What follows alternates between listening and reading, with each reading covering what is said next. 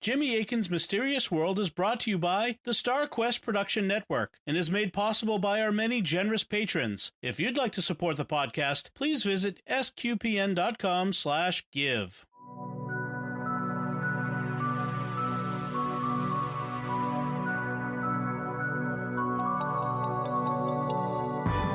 You're listening to episode 90 of Jimmy Akin's Mysterious World, where we look at mysteries from the twin perspectives of faith and reason.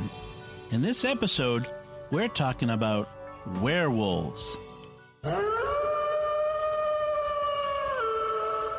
I'm Dom Bettinelli, and joining me today is Jimmy Akin. Hi, Jimmy. Howdy, Dom. Even a man who is pure in heart and says his prayers by night may become a wolf when the wolfbane blooms and the autumn moon is bright. So says the 1941 Lon Chaney movie, The Wolfman. People have believed in werewolves since time immemorial, and there are countless tales of human beings transforming into wolves, either physically or in terms of their behavior. But what do we know about these accounts? Can humans really transform into wolves? If not, where do we get the stories, and what elements of truth might they contain? And that's what we'll be talking about on this episode of Jimmy Akin's Mysterious World. So, Jimmy, where does the term werewolf come from? The contemporary English term werewolf comes from the Old English term werewolf. It has two parts, were and wolf. The second part is obvious. Wolf means wolf. It's the first part that we need to clarify. What does were mean? English is derived from an original language that scholars call Indo-European because it was used by people who spread into India and Europe. It's the original basis of languages like English, but it's also the basis of other languages like Latin. And in Indo-European, the word wero meant man. And you can hear how wero came down into the Latin term vir, which also means man, and it came down into the English form wera, which means the same thing. So a werewolf is a man-wolf, a man who takes the form of or acts like a wolf. The same idea is found in other languages. For example, a Greek-based term for werewolf is lycanthrope. In Greek, lukos means wolf, and anthropos means man. So a lukos anthropos, or lycanthrope, means a wolf man. So how far back in human history does belief in werewolves go? It's not possible to tell, and it may be as old as the human race itself. Humans and wolves grew up together. Our distant ancestors and theirs co-evolved starting millions of years ago. Anatomically modern humans appeared about 300,000 years ago, and the modern wolf, Canis lupus, appeared around the same time. Back then, humans and wolves would have been competitors for food, which was scarce. So we grew up regarding each other with suspicion and as dangerous rivals. Then, about 50,000 years ago, behaviorally modern humans appeared. These humans had more advanced tools and rituals and networks for long-distance barter and trade, and that happened during the last Ice Age. About 15,000 years ago, just before the Ice Age ended, we started domesticating a group of wolves and turning them into man's best friend, the dog, or Canis familiaris. Dogs became our new best buddies, but there were still lots of wild, untamed wolves out there, and these continued to be regarded with hostility. Not only did they prey on our livestock, which we were also now domesticating, the fact that they hunted in packs meant that they would occasionally attack lone humans. Friction between wolves and humans continued right up into recent centuries. That's why Jesus used the metaphor of wolves in sheep's clothing for deceptive religious leaders. And if you read European literature right up into the 1800s, you find all kinds of depictions of wolves as cruel, predatory beings. It was only in the 20th century, once humans were making a superabundance of food and had achieved dominance over the environment, that you started getting these modern, warm, fuzzy depictions of wolves that you'll see in some environmentalist literature. Now that wolves were no longer a serious threat to humans, now that we'd won the competition, we could take a more charitable attitude towards them and appreciate various things about them that previously, you don't always appreciate if you're in intense competition with somebody. But for all of previous human history, wolves were dangerous competitors. Of course, humans admire anything dangerous, so you'd have tribes of humans taking wolves as their totem animals. You'd also have human warriors dressing in wolf skins to intimidate their enemies and magically take on the powers of the wolf. So it's no surprise that you'd get legends of men who transformed into wolves. In my view, the werewolf legend probably goes back well into prehistory, though obviously we can't document it because we don't have written records. That's what makes history, is the written records. So when do written records of werewolf accounts appear? Back in classical antiquity. For example, in the 400s BC, the father of history, Herodotus, the Greek author and tourist, wrote about a tribe of people called the Nuri, who lived near the Scythians in what is modern Ukraine or Belarus.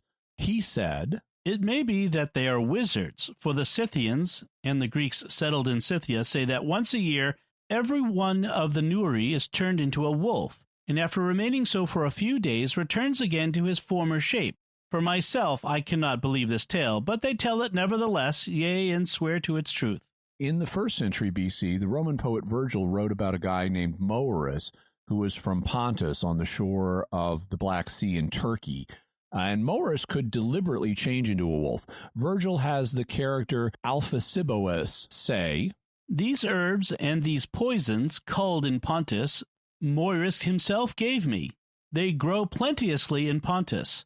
By their aid I have oft seen Moerus turn wolf and hide in the woods, oft call spirits from the depth of the grave, and charm sown corn away to other fields."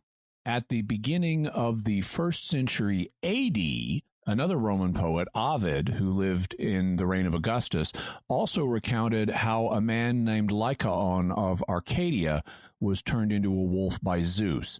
He recounts how when Zeus visited Arcadia, which is in Greece, the pious worshipped him, but Lycaon mocked them and committed a great crime to see whether or not Zeus was really a god. Ovid has Zeus saying, "Lycaon mocked their pious vows, and scoffing said, 'A fair experiment will prove the truth if this be god or man.'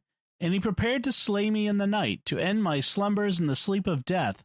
So made he merry with his impious proof.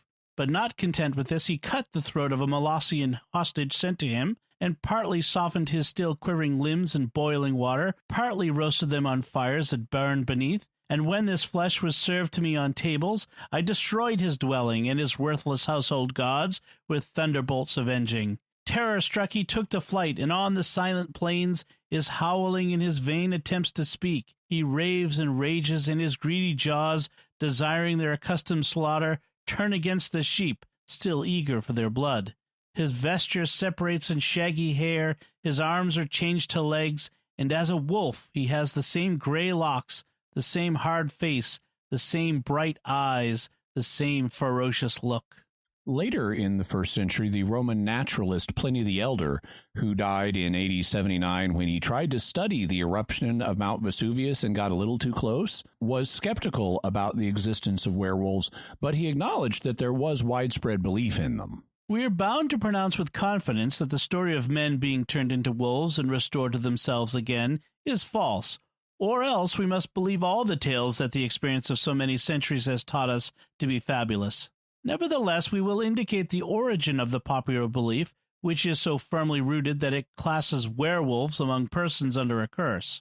Evanthes, who holds no contemptible position among the authors of Greece, writes that the Arcadians have a tradition that someone chosen out of the clan of a certain Anthus, by casting lots among the family, is taken to a certain marsh in that region, and hanging his clothes on an oak tree, swims across the water and goes away into a desolate place and is transformed into a wolf, and herds with the others of the same kind for 9 years, and that if in that period he has refrained from touching a human being, he returns to the same marsh, swims across it, and recovers his shape, with 9 years' age added to his former appearance. Evanthes also adds the more fabulous detail that he gets back the same clothes. It is astounding to what lengths Greek credulity will go. There is no lie so shameless as to lack a supporter. Similarly, Apollos, the author of Olympic Victors, relates that at the sacrifice which even at that date the Arcadians used to perform in honor of Lycaon Jove with a human victim, Demenitus of Parasia tasted the vitals of a boy who had been offered as a victim and turned himself into a wolf, and furthermore, that he was restored 10 years later and trained himself in athletics for boxing and returned a winner from Olympia. So the legend of the werewolf was well established in the classical world, although the details varied. In some cases, people got transformed into the wolves by the gods because they committed some great crime. In other cases, it seemed to be part of a magic ritual they were performing on themselves. And in some cases, it was part of a tribal ritual and may have affected the whole tribe. How did werewolf accounts change once we're in the Christian era?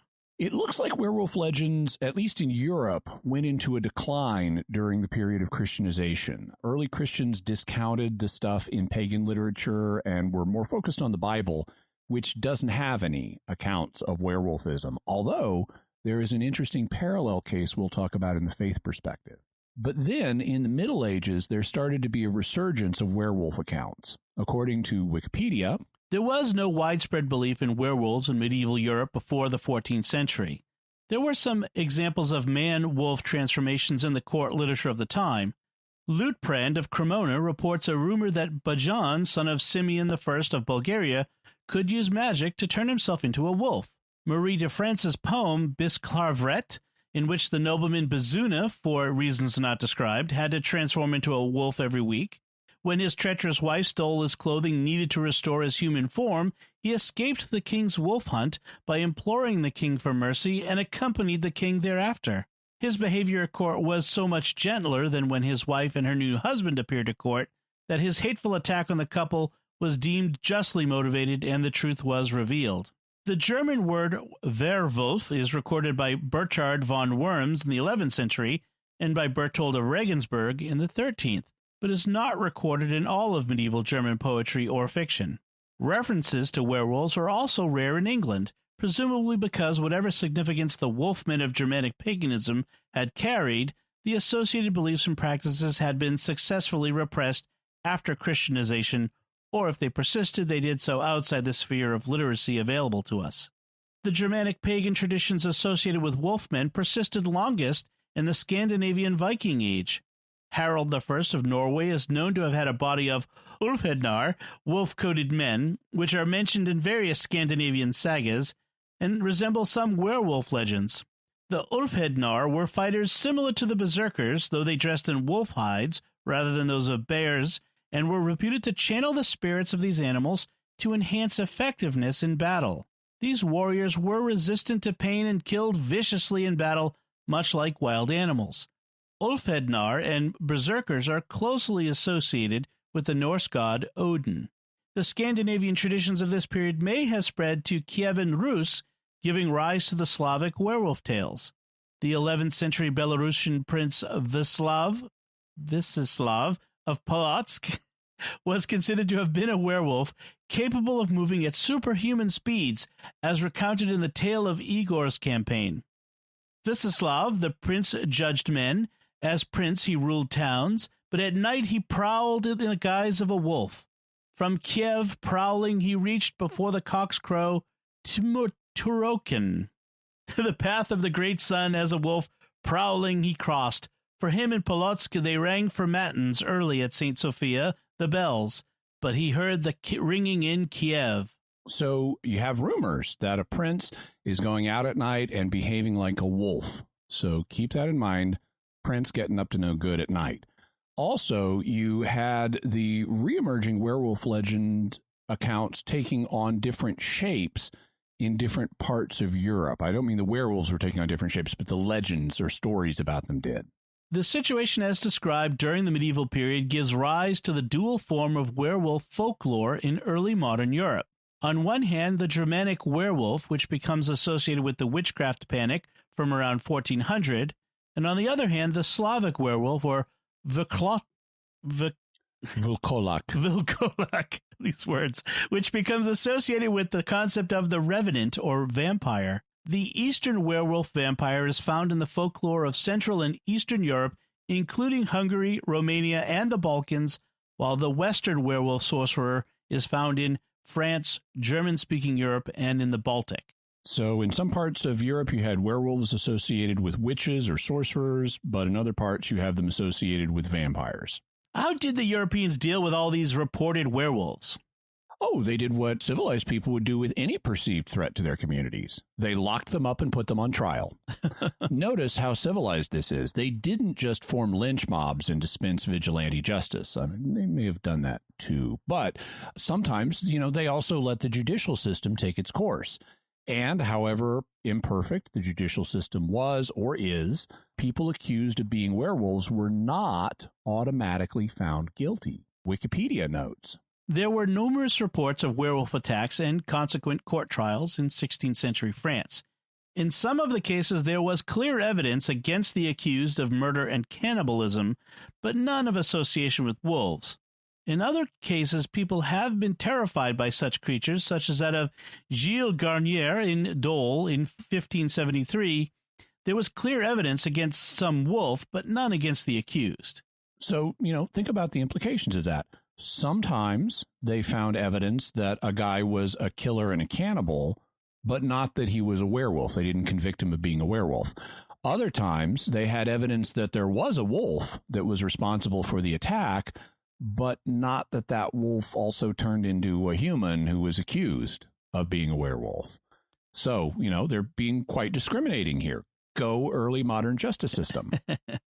Werewolvery was a common accusation in witch trials throughout their history, and it featured even in the Valais witch trials, one of the earliest such trials altogether, in the first half of the 15th century.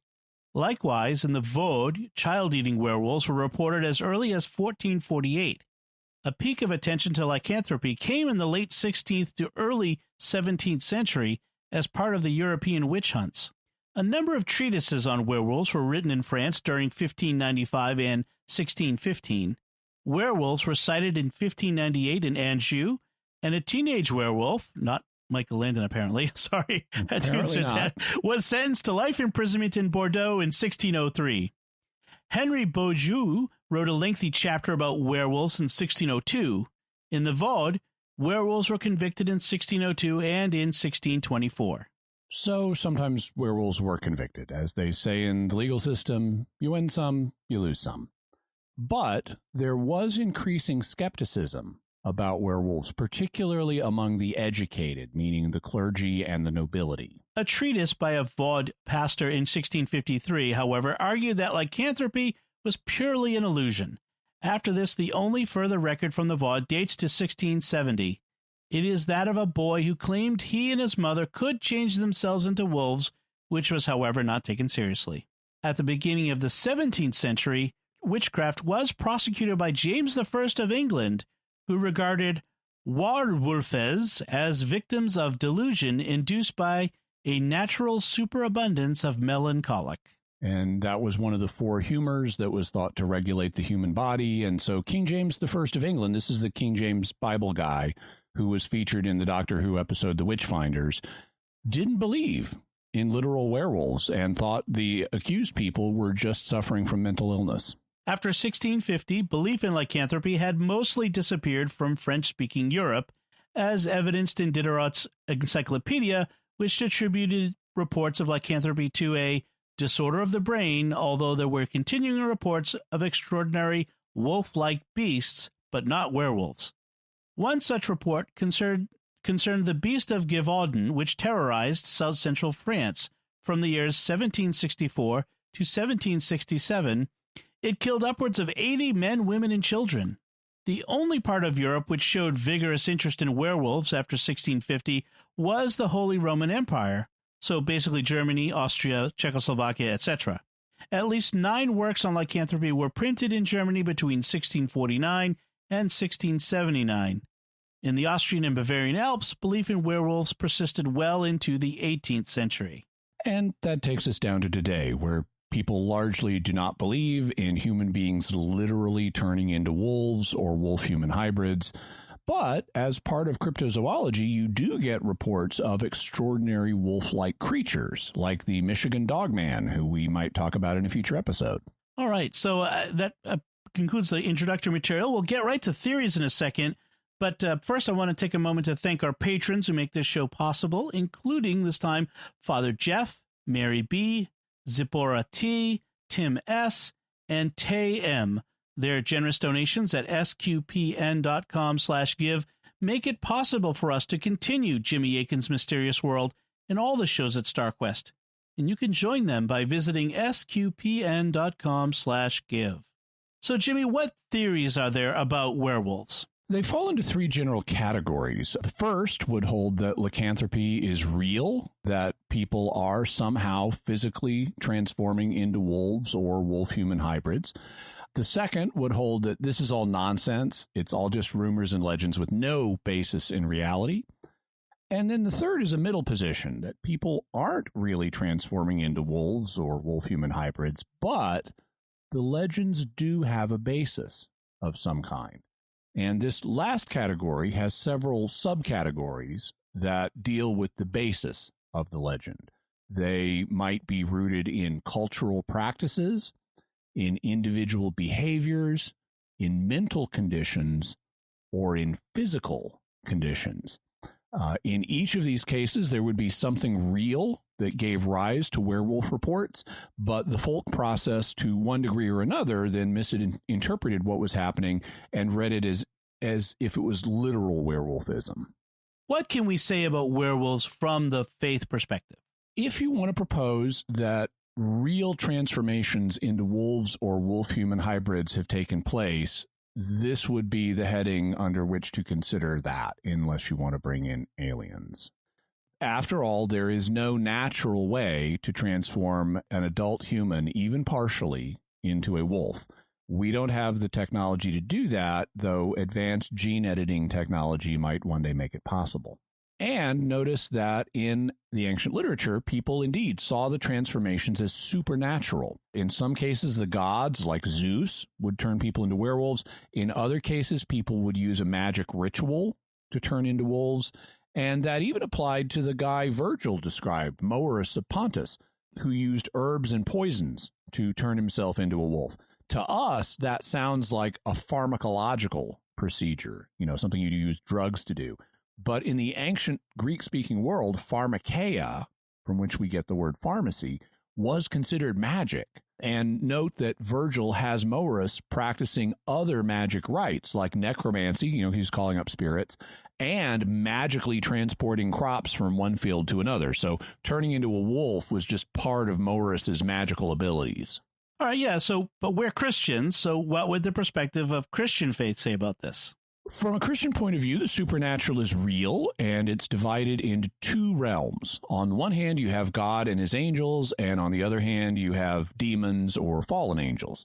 So if people were going to be supernaturally transformed in their bodies, it would have to be caused by one of these two sources.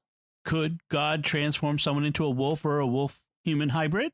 God is omnipotent, so he can actualize any logically possible state of affairs. That is, any state of affairs that doesn't involve a contradiction in terms, like square circle or four-sided triangle. It thus would be within God's power to rearrange the molecules of a person's body so that they took on the form of a wolf or became more wolf-like. By extension, God also might give the power needed to do this to his angels, who might then carry out the procedure. So God has the kind of power needed to do this transformation. It's just rearranging stuff that exists. And the question is whether we have any evidence he actually ever does this. What evidence do we have?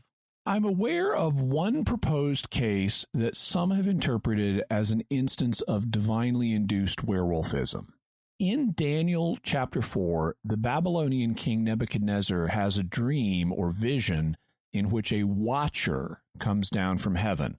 Now, just a few episodes ago, back in episode 87, we talked about the watchers and their connection to the Nephilim, Basically, watchers are angelic beings. So a watcher comes down from heaven and says this: Let him, Nebuchadnezzar, be wet with the dew of heaven. Let his lot be with the beasts and the grass of the earth. Let his mind be changed from a man's, and let a beast's mind be given to him, and let 7 times pass over him. The sentence is by the decree of the watchers, the decision by the word of the holy ones, to the end that the living may know that the Most High rules the kingdom of men, and gives it to whom he will, and sets over it the lowliest of men.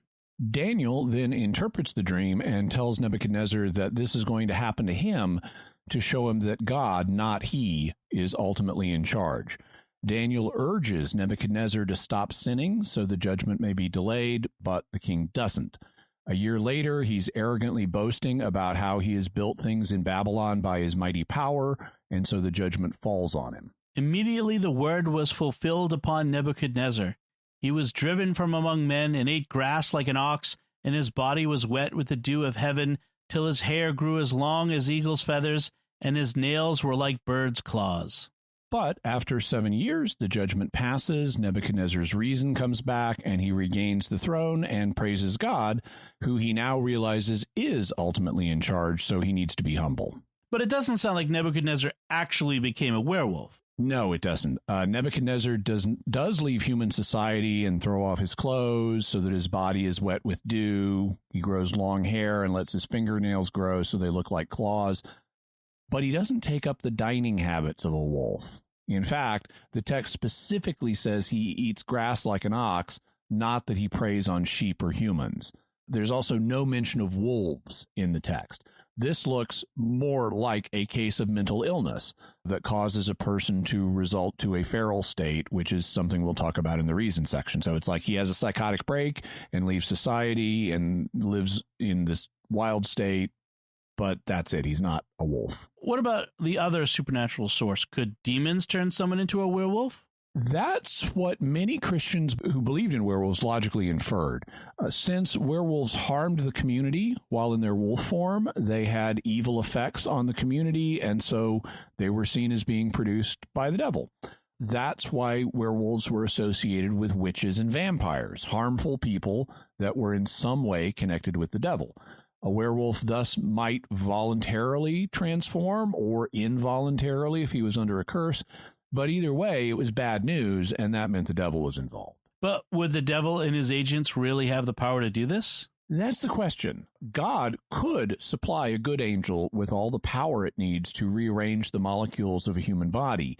But without a special endowment, that power to do this would have to be intrinsic to the nature of an angel, since God presumably doesn't give special endowments to fallen angels. In this regard, we find the church father St. Augustine writing in the early 400s in his book, The City of God, about whether demons would have the power to literally transform the bodies of men.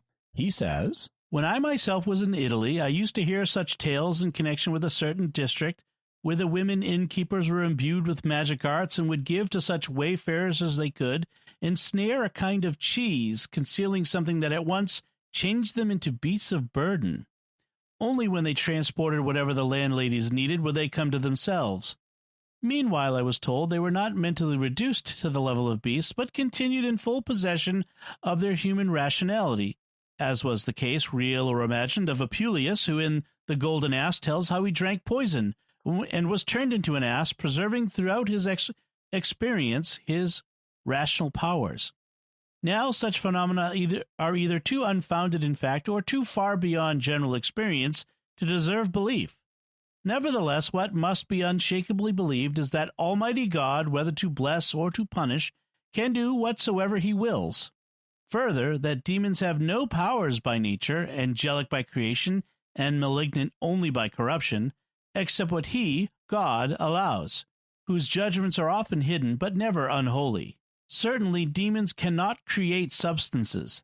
The most they can do, if they do any of the things we are discussing, is to make, in appearance only, one of the creatures of the true God look like something different.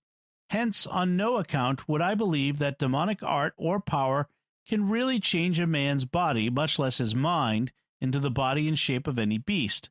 It may be, however, that the imagination of a man, which even as he thinks or dreams covers a countless variety of things, and although incorporeal, takes hold with astounding swiftness on quasi-corporeal semblances, may, when the man's external senses are dulled by sleep or artificially overwhelmed, be presented inexplicably in corporeal form to the external senses of another person. So Augustine doesn't give any credence to the claims that witches could transform men into were-asses, beasts of burden.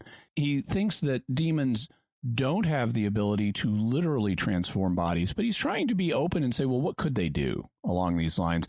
And he thinks that they might be able to use their powers to create an illusion in human senses, because he knows humans are subject to illusions, like when we're dreaming. Now, if you look online and in books, you will find a quotation attributed to St. Thomas Aquinas, who wrote in the 1200s, suggesting that angels do have the power to transform our bodies. In fact, you'll find, unless it's been removed, you'll find it on Wikipedia's page on werewolves. But as we're going to see, the quotation is problematic. So this is a case where Wikipedia, like other encyclopedias, has problematic information. Here's the version you'll find on Wikipedia. All angels, good and bad, have the power of transmutating our bodies. Now, that doesn't mention werewolves, but it does sound like he's saying angels, including demons, have the power of transforming our bodies, and that would, include into a wolf-like form. As part of my research, I went looking for this quotation in Aquinas' writings, and it comes from his commentary on Peter Lombard's sentences. Peter Lombard was a famous medieval theologian. He wrote a work called The Sentences. Other theologians then wrote commentaries on it. And if you want to look up this quotation, it's in Aquinas' commentary in Book 2, Distinction 8, Question 1, Article 5, in the Solutio, on page 215 of the online PDF we'll have a link to, so you can read it in the original Latin for yourself. Problem is, if you read it in context, Aquinas is not saying that demons can change our bodies into those of animals. I won't go into all the details why, but I will point you to another work by Aquinas, De Malo, or On Evil, and specifically this is question 16, Article 9, Reply 2 of De Malo, where he specifically denies that demons can change our bodies into those of animals. He says, devils can produce certain things beyond the power of natural causes by means of the natural causes that they use to produce the effects, but not that the features of the human body be really turned into the features of a beast, since this is contrary to the ordination of nature implanted by God. Rather, imaginary apparitions, rather than real things, accounted for the aforementioned transformations, as Augustine says in the cited work. So Aquinas agrees with Augustine. He specifically denies that demons can transform human bodies into those of a beast, meaning he rules out literal werewolfism. But he would leave the door open to demonic illusions that make people look like wolves or think they're wolves. Whether such illusions actually happen, though, will depend on whether there are credible sightings of such transformations, and I'm not aware of any. All right, so that's the faith perspective. What can we say about werewolves from the reason perspective? Yeah. Oh, but one other note, and moving into the reason perspective, but note how reasonable these theologians are. It's not like, oh, those credulous Christian medieval theologians, they'll believe anything. They're Right. specifically denying that this is possible, says if anything like this happens, it's got to be some kind of illusion. Okay. So moving into the reason perspective, the first, of the theories to be considered is that it's just all nonsense. It's all rumors and legends that have no basis in reality. Now, to validate this, we'll need to look through the possible explanations and see whether any of them are plausible explanations for some werewolf reports. There are a bunch of proposed explanations, and my sense is that some of them are plausible sources for at least some werewolf reports. So I don't think we can dismiss the whole thing as baseless rumors. I think it is rumors, but they have a basis. All right, so what are plausible bases for werewolf reports? The first are cultural practices that we already know about. We know that some warriors in the ancient world dressed up in wolf skins to intimidate their opponents and to magically take on wolf-like abilities. Also, some groups had wolves as their totem animals, and so they would have wolf-based rituals to derive magic powers from them. Both of these are plausible bases for some accounts of werewolves, since men were dressing up as and emulating and worshiping wolves. And if the rituals involve taking psychoactive plants, that could further produce werewolf reports. I mean, remember how Virgil's Moerus used plants and potions to turn into a wolf. Imagine some wolf-worshipping tribe getting drunk on alcohol or high on a plant or a combination of plants, maybe mushrooms or ergot fungi, and then hallucinating about being one with wolves and later telling other people they'd transformed themselves into wolves. Just recently, a story appeared in the press where scientists are proposing that Viking berserkers, those were the guys who dressed up in bear skins and went nuts in battle, that they used a hallucinogenic herbal concoction to increase their aggression and decrease their sensitivity to pain during battle. According to the Daily Mail, now scientists believe the secret behind their fearless rampages were mind-bending hallucinogens. Known as stinking henbane, which is otherwise poisonous, the plant caused the warriors to strip naked for battle and launch into a frenzied attack. It would have made the infamous warriors unable to feel as much pain, as well as becoming unpredictable and highly aggressive, and causing them to lose touch with reality, according to researchers. Karsten Fator, an ethnobotanist at the University of Ljubljana in Slovenia, said the Vikings could have made tea from the potent herb or drunk it with alcohol. He told the Times, "They could have made tea from it, they could have infused it into alcohol, they could have made an ointment of the plant in animal fat and rubbed it on their skin. It would have reduced their sensation of pain and made them wild, unpredictable, and highly aggressive. There may also have been dissociative effects, such as losing touch with reality. This might have allowed them to kill indiscriminately without moral qualms." Previous theories attributed to the Vikings' terrifying fighting abilities were said to be large quantities of alcohol, insanity, or psychedelic mushrooms. Now, this theory is about the berserkers or the bear shirt guys, but it also could apply to the Ulfhednar, the wolf-coated men that King Harald the First of Norway had. In fact, some kind of folk process like this is probable because we see a parallel phenomenon happening in other parts of the world. Wikipedia notes, until the 20th century, wolf attacks on humans were an occasional but still widespread feature of life in Europe. Some scholars have suggested that it was inevitable that wolves, being the most feared predators in Europe, were projected into the folklore of evil shapeshifters. This is said to be corroborated by the fact that areas devoid of wolves typically use different kinds of predators to fill the niche. Were-hyenas in Africa, were-tigers in India, as well as were-pumas and were-jaguars in southern South America. So this is a phenomenon with parallels all over the place based on what the local apex predators are. And we would expect the same thing to be happening in Europe. So those practices were based in the culture of particular groups. What about behaviors of individuals that could give rise to reports of werewolves?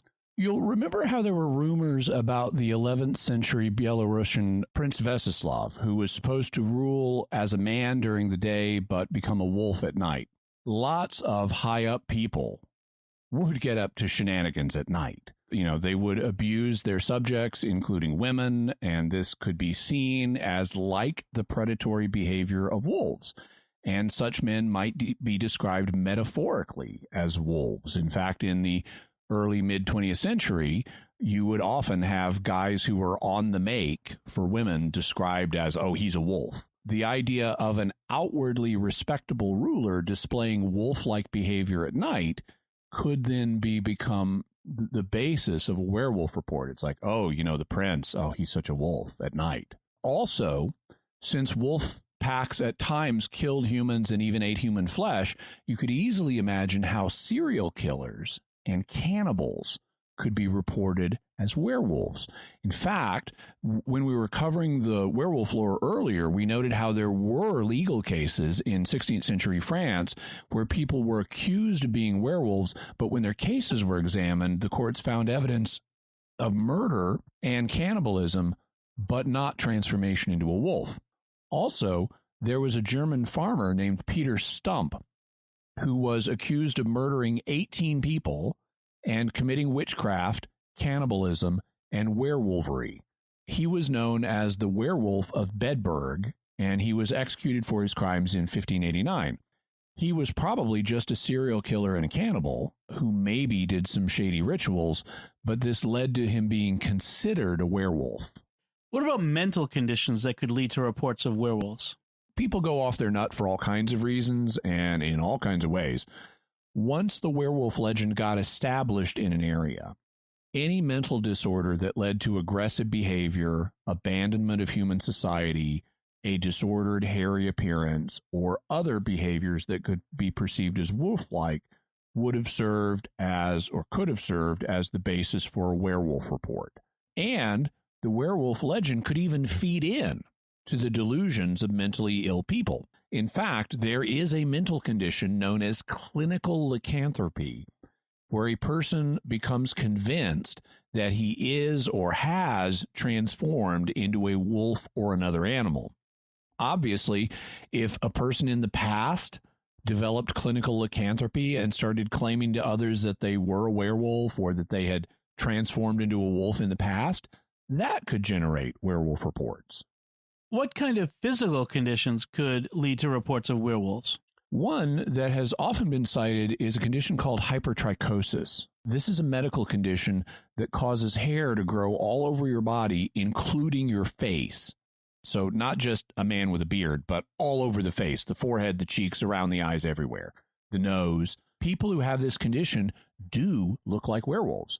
For example, in the 1500s, there was a man from Spain named Peter Gonsalves, and if you look at paintings made of him during his lifetime, he really does look like a werewolf. He was called the Man of the Woods and became famous in the royal courts of Europe.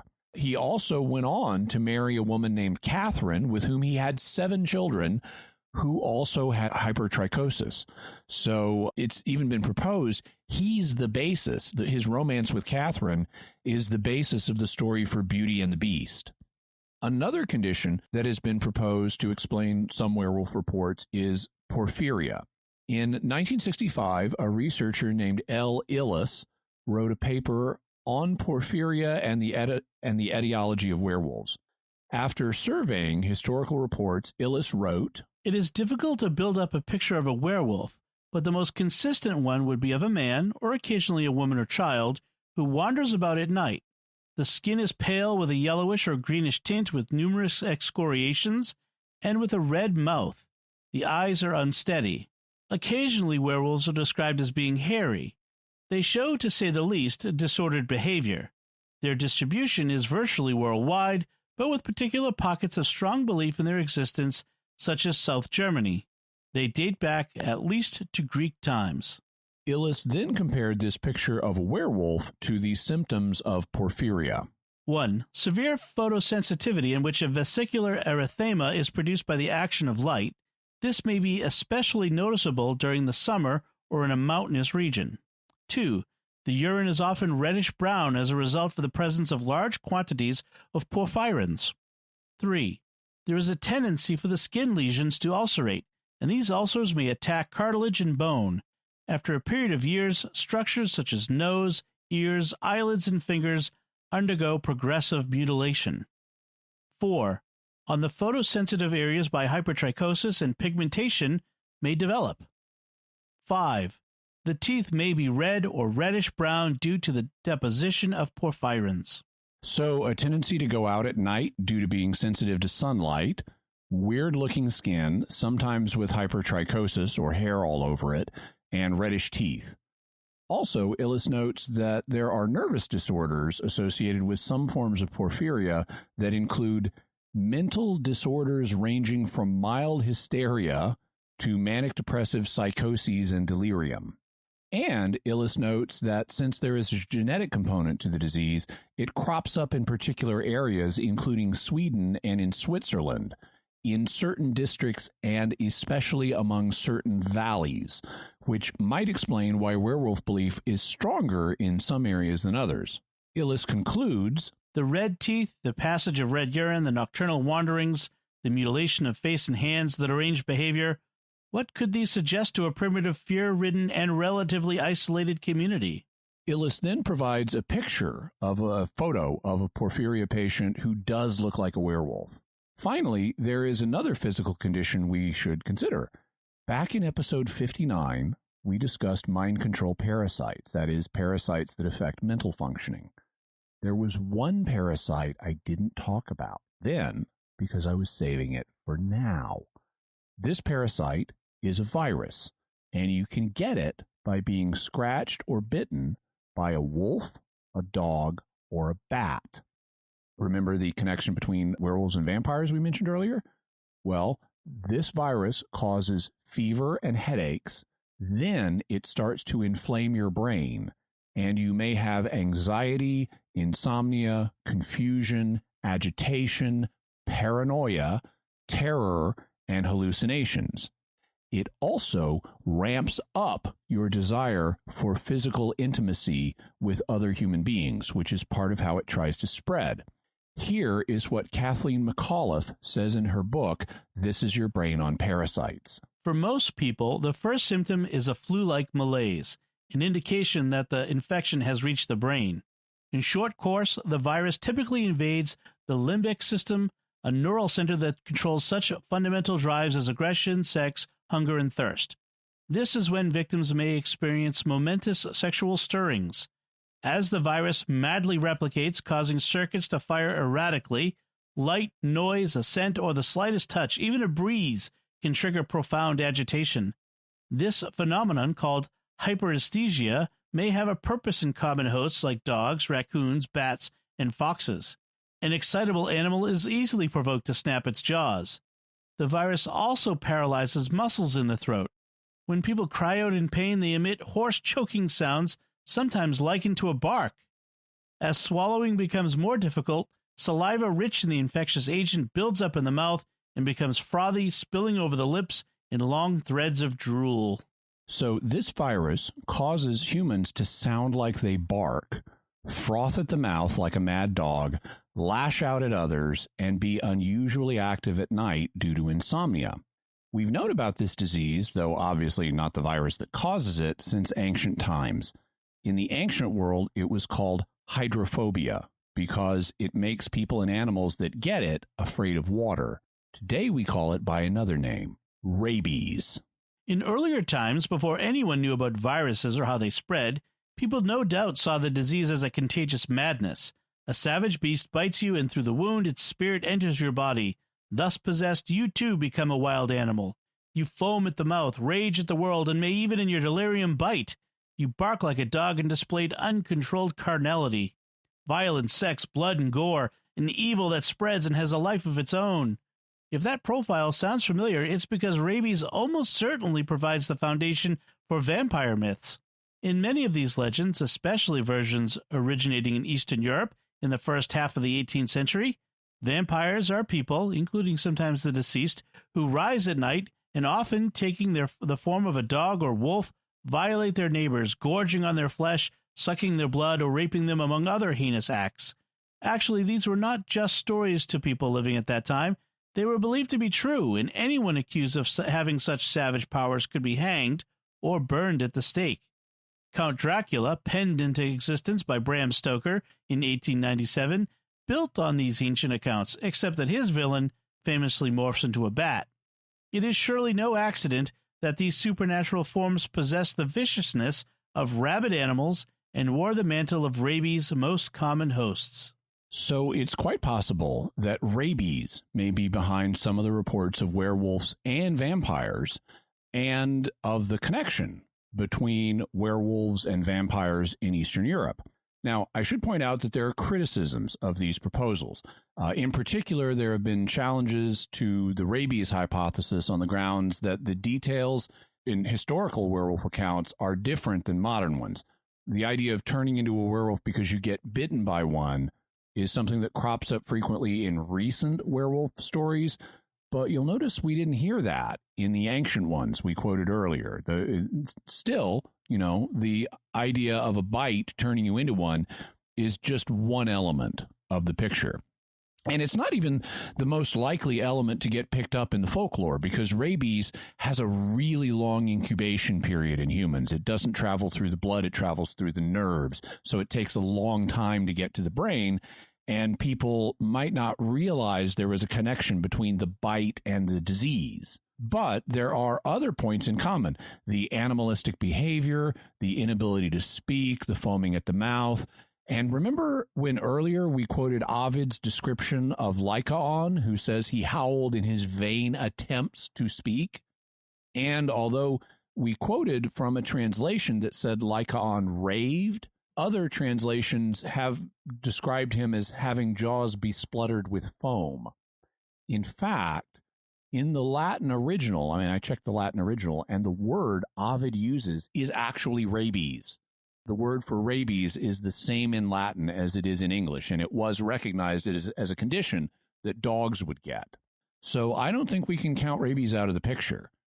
Remember, we're not looking for a single explanation for the reports of werewolves. All a given proposal needs to do is have been the basis of some reports. It doesn't have to explain them all, and I think rabies and porphyria can do that.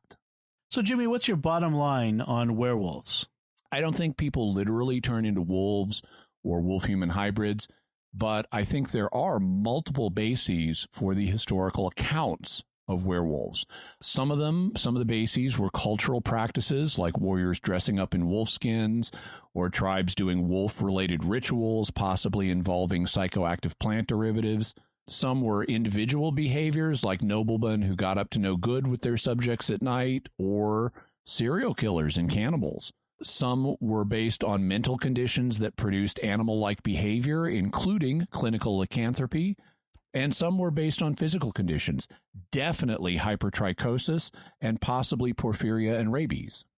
So, Jimmy, what further resources can we offer to listeners on this subject? We'll have a link to where you can get Ian Woodward's book, The Werewolf Delusion, also Baringgold and O'Donnell's book, Werewolves, The Definitive Guide, Kathleen McAuliffe's excellent book, This Is Your Brain on Parasites, Thomas Aquinas' book On Evil, where he denies that demons can transform our bodies, Wikipedia's article on werewolves, also a photo of a Greek vase showing the Trojan warrior Dolan wearing a wolf skin. So this is an image from the ancient world of a warrior dressing up in a wolf skin. Also, a link to that article on Viking berserkers may have been high on hallucinogenic herbal tea that increased their aggression and decreased their pain sensitivity. Also, a link to Peter Stump, the Werewolf of Bedburg, the medical paper Lycanthropy, a review. Also, another medical paper abstract called Lycanthropy Alive and Well in the 20th Century, which is about clinical lycanthropy. Hypertrichosis, The Curious Genetics of Werewolves. And this is a web page that has a picture of some boys with hypertrichosis, and wow, do they look like, a photograph, not just a painting, of some boys with hypertrichosis, and wow, do they look like werewolves. Also, we'll have Petrus Gonzalez's page on Wikipedia and the story of how he may have been the basis of Beauty and the Beast. Also, that paper by Illis on porphyria and the etiology of werewolves. Then also links to pages on porphyria and rabies, and a link to the Latin original of Aquinas' statement in his commentary on Peter Lombard's sentences. Very good. A lot of good resources there. So let's get some mysterious feedback from listeners. Our first bit of feedback comes from patron Arthur B., who writes, "Hey, Jimmy, big fan of the show, but I'm taken aback by your frequent use of Wikipedia as a source. Surely there are better sources out there for a professional international radio show than a website that is routinely mocked and regarded as a poor source for even the simplest of college papers?" There are several reasons why I use Wikipedia. One of them is for research purposes, because even though it's not perfect, and no source is perfect, it's one that is free and I have access to, and it at least leads me to, places I can do further research. I'll look up books and articles that get linked, and then I'll critically evaluate them just like I critically evaluate Wikipedia. Now, if StarQuest were at the break-even point financially, and if we were past the break-even point to where we could afford a research budget for this show, I would love to be using other sources. But for right now, I'm paying for all of the books that and stuff and journal articles out of my own pocket. And so there are economic reasons why I use Wikipedia for research.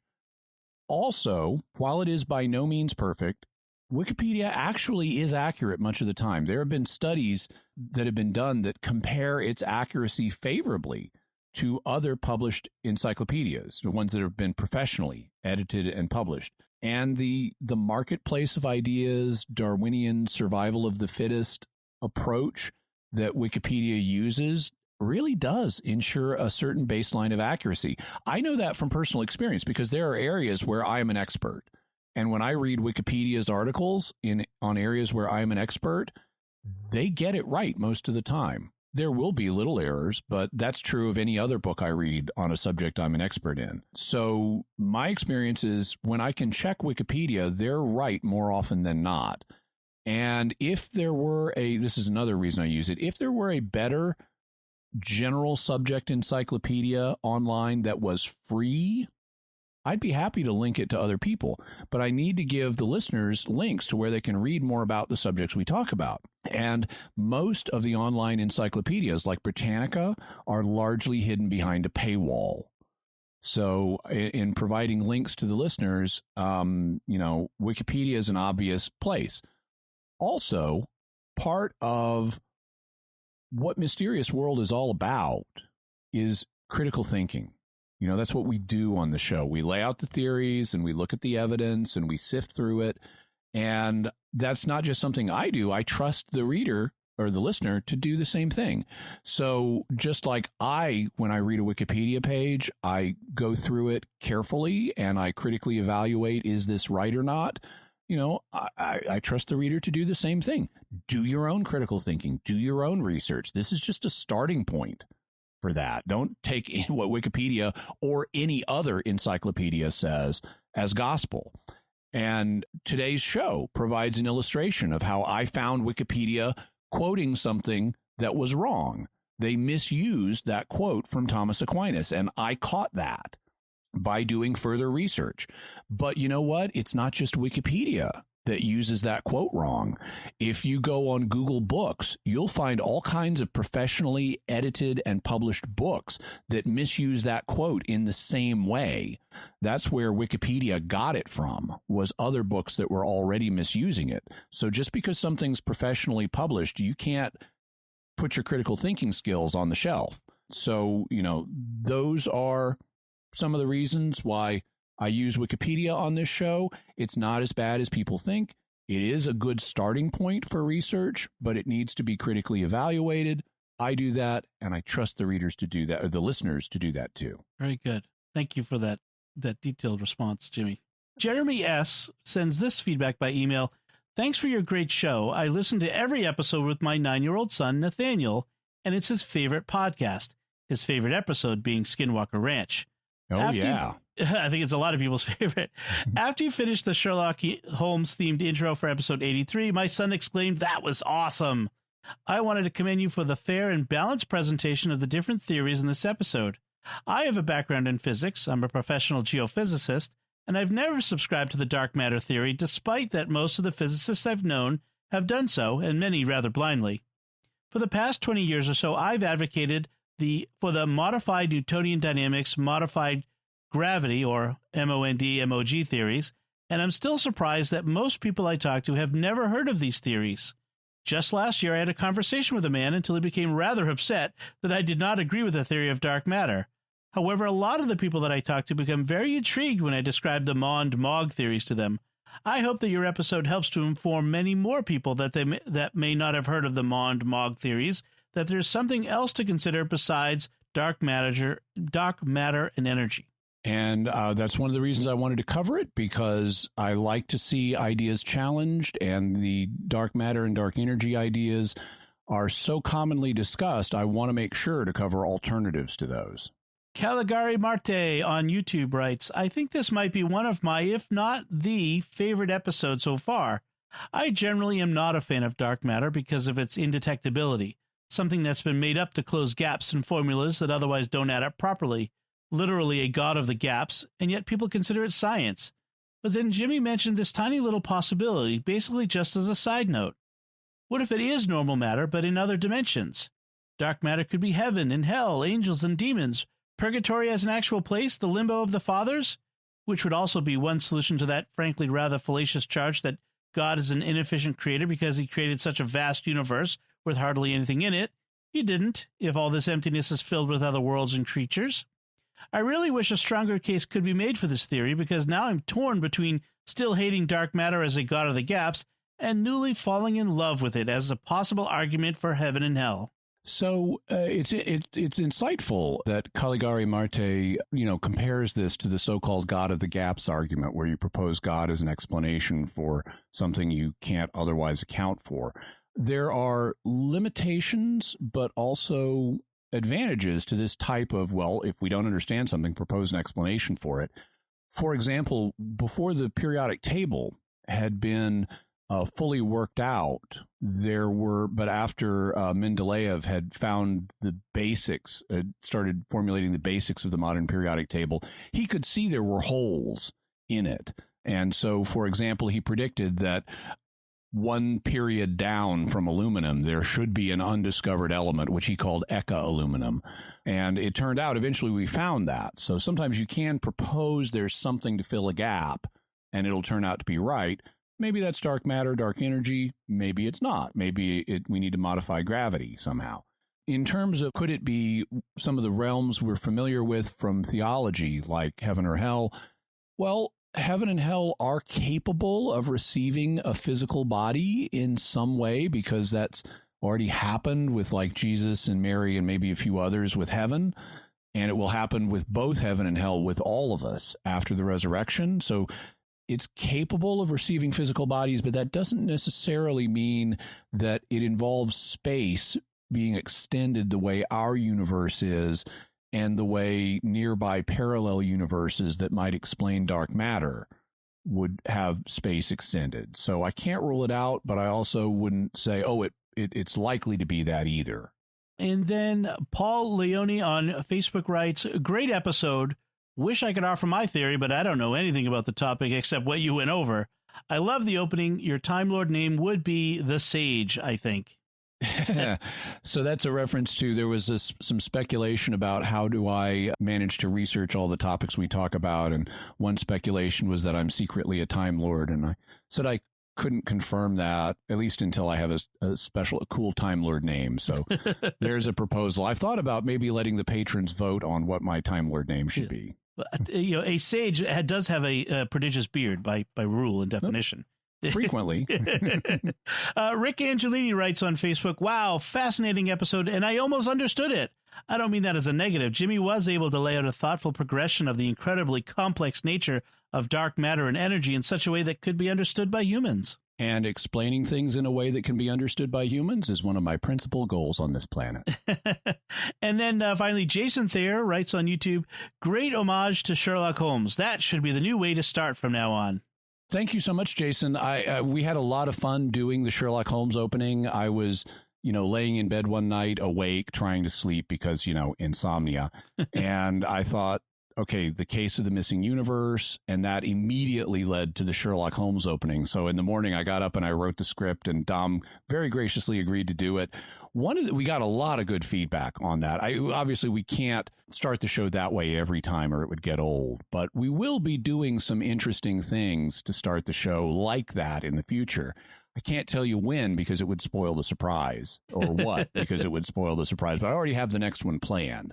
One thing that nobody has commented about, people may have noticed it, but I haven't seen anyone comment about it, is a particular line that I wrote for Dom where I had him saying, "We had a most productive January. After hunting down the infamous Priory of Zion, we disentangled several ancient mysteries, looked into baffling medical cases, and solved the assassination of a high government official in Italy."